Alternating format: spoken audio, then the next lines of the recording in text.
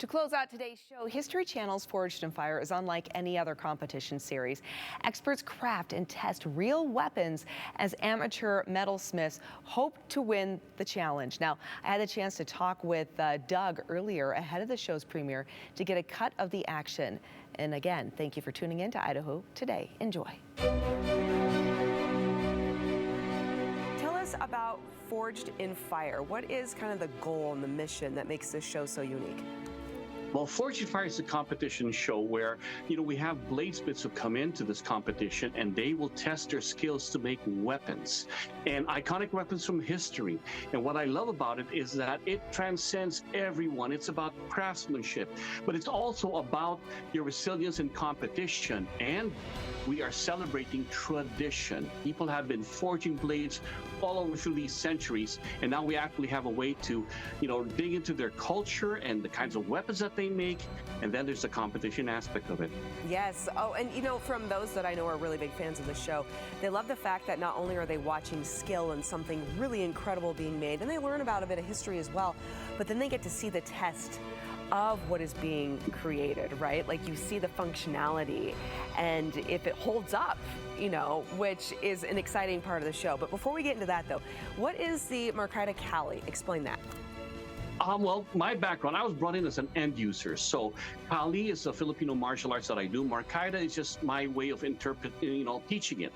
And as an end user, Filipino martial arts is weapons-based. So I get all my skills so that when I do the testing, I can replicate it as a judge and then determine, which one performed better and everything from an end user's point of view. Explain how these contestants are selected, though. How do you find somebody who has this skill set that's going to fulfill the need of this show? Plus, let's talk about how many weapons they actually have to make, too. All right, so pretty much a lot of them now, because we've had 10 seasons, they apply. We put a call out for people on bladesmiths to apply, and what they need to do is show us their work. So our team that goes and selects them looks at their social media, looks at their works, and then they get interviewed so that they can see if they can also explain what they do. And one thing we're looking for is your passion. Can you tell us what your passion is, why you love making this? Because I think not all of us make blades, but we can all identify with what passion is. Making stuff with your hands. Now, initially what we have in our competitions is you get to do round one is make a knife in 3 hours and then finish up with 2 hours. Then we test it. After that, when you make it to the finals, you will make a blade of our choosing, usually a bigger blade, a bigger weapon, but you get to go home and create it at your own place, your own, forge, and then you bring it back and we get to test it. I know in 2023, some of those episodes, you took them on the road. Is it possible that at some point you guys could be coming here to Idaho? Absolutely. That was one of the exciting things, that we take Forged in Fire to the road to go to everyone's own place to where they have some kind of bladesmithing.